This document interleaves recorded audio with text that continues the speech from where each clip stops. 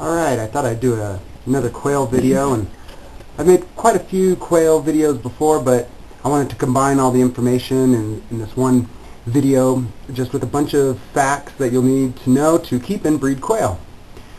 So this quail here, that's a Texas A&M quail, and they were bred more for the white meat. We also have Coturnix, and those are more of a dark meat sort of bird. Kind of interesting, the white meat bird is white. But at any rate, they're a runner-ground type bird, and they do best in a large area or run, and especially outside. And there's many different types of quail. There's the Rocky Mountain quail, which are blue and a lot bigger than some of the other quail. There's Gambel's quail, and I'd like to keep those, but they are native to this state, and so it's illegal to keep them. So there's a few things to consider if depending on what state you live in. Alright, now gestation is 16 days for the Coturnix and 18 days for these A&Ms. And quail need to have more protein in their feed than chickens, but you got to watch out because medicated feed, especially with the chicks, medicated feed can give them liver failure. And fertilized eggs, if you're looking at breeding, the fertilized eggs can last 7 days at room temperature before you need to put them underneath a bird and keep them warm. And you want to store the eggs with the parabellum, the pointy part, down, and that's just so the air sac can develop right.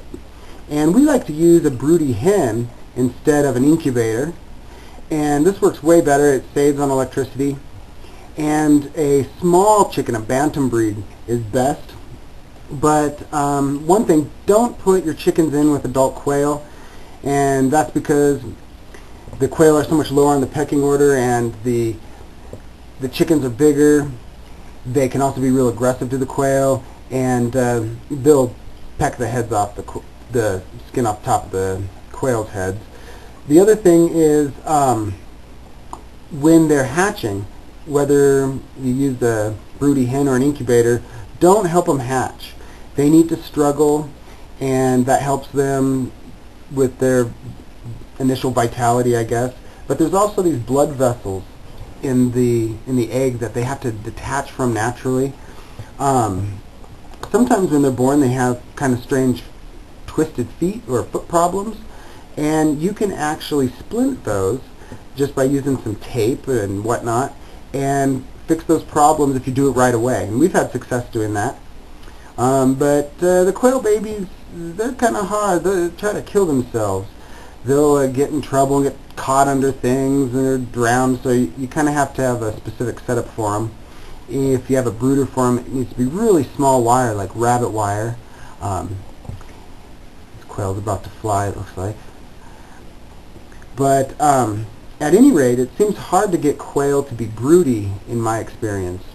And so, I like using the chicken, but I'm going to show you where we usually keep the quail and in the summer, and then we'll show you the cages of the other quail. Alright, here's where we usually keep the quail. We keep them in this gazebo in the summer when it's warm, and we still have them in cages, but some are loose on the bottom, and that's because they're really aggressive to new birds, and they'll peck off the skin on the top of their head. When they fight, once there's blood drawn, they'll continue to torment the injured bird, and so you have to remove that bird from the group right away.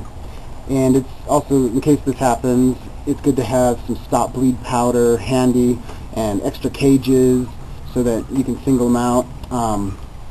Other than that, they're pretty easy to take care of. Just maybe a little diatomaceous earth if you think there's any mites, but otherwise they're really pretty problem-free. But the males can be loud, and they're really dusty, and so it's best if they're kept outside, and they like to dirt bath and things like that. But I'll show you the cages. Alright, so here we are looking at the cages. We have them in an enclosed porch. It's 55 degrees right now, and you'll see them kind of fluffing up, and even that white one that was on the left is kind of shivering just a little bit. So, that shows you they really can't go below 45 degrees. And in the cages you want to have lots of little hides and things they can escape from each other from, because they'll get aggressive with each other just seasonally. So in addition to them being aggressive seasonally, they're also very aggressive if you introduce new birds to the group that they weren't raised with. And at any rate, that's one of the reasons that cages aren't the best, but they can, work for the winter. They can get foot problems if they're in the cages, like swollen ankles.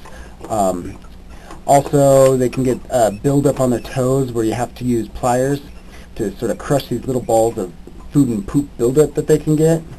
But they can hit their heads too and break their necks if they have a reflex where they jump and fly if they get scared. You can put a blanket on the top of the cages to avoid them thinking that they can fly away, or thinking that, or maybe even cushioning the ceiling if they were to hit. But I haven't ever really seen that happen too much. But they are, it's like a flight reflex though. And you'll see this one's got a lot of feathers pecked off the back of its head. And there's no way that bird could reach its own back of its head to pick the feathers off. So, it's not mites, but instead being bred by the male. And you can see the coloration on the male there. Well, he's hiding now, but at any rate, the females have, of these guternics here, these pharaoh's quail, they're more white on the females. And so at any rate, you want to keep them in at least trios so that the females don't get overbred. And because the males, they'll pull the feathers on the backs of the females when they breed. And you can sex them by gently pushing close to their vent and looking for a foamy discharge. We'll show you that now. Alright, so here's how you can sex them. There you go, you just sort of gently squeeze and there's that foamy discharge. And so that's how you can tell a fertile male. Put that male back in there. And we have these full spectrum lights on here. And if you keep the lights at 18 hours a day, then that's how you'll get good egg production, and they can lay an egg a day, basically. They can be butchered with rose trimmers. You just snip their heads off, and of course rotisserie cooked and covered in bacon. Everything's good with bacon. But they're real messy eaters, and I've covered those little feeders with some rabbit wire before, and that seemed to work. So then they have to pick through the screen. But they're really messy with their water too. A big watering bottle like that is good. And this guy, he's trained to a rabbit water bottle. He's kept by himself for a little while because he's being a little aggressive and overbreeding the females. So you want to have some extra cages on hand. This one down here was injured, but she's doing fine now. It's kind of in sort of a dark cage there. Down here we have a divider going down the middle of this cage, and we can take that out and add it, and like little baskets and things to hide in. But the light bulb burnt out down here. So the other type of water dispenser we have is that kind, and it's actually kind of a problem. They're really dirty with their water. And an auto feed sort of a system where they have to stick their head out of the cage and the water automatically fills.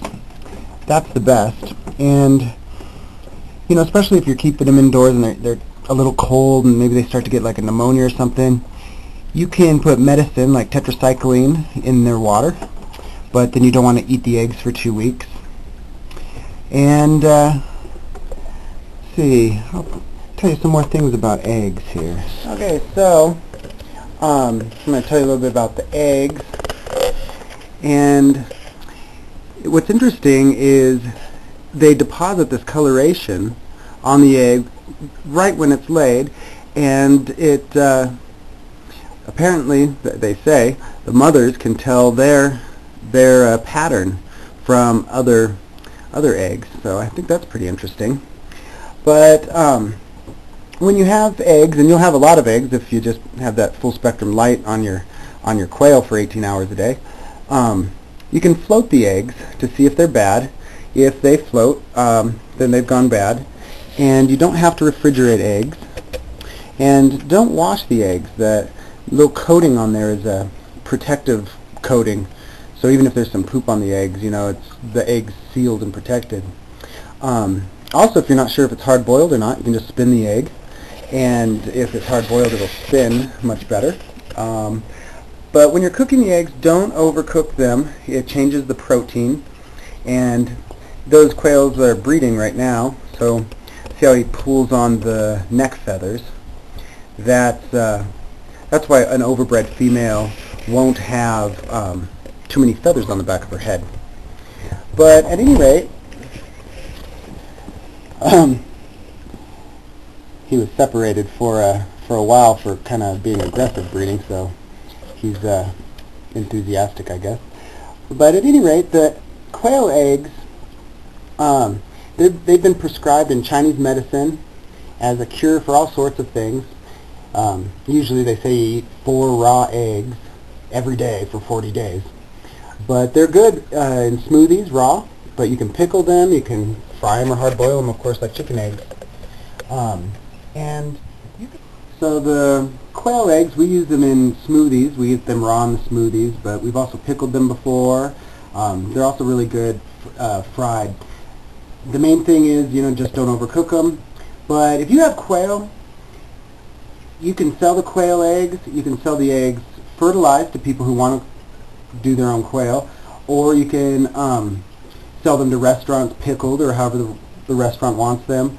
You can also sell the quails to restaurants for meat, and they're considered a delicacy, so it's sort of a niche sort of item versus like chicken or chicken eggs.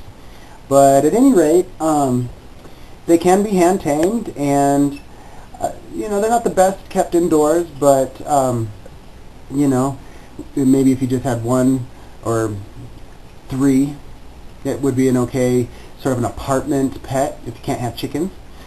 But at any rate, that's pretty much everything you would need to know to keep and breed quail, how to sex them, and you know, even what it looks like when they breed there. So go ahead and message me if you have any other questions about quail, and I hope this video helps.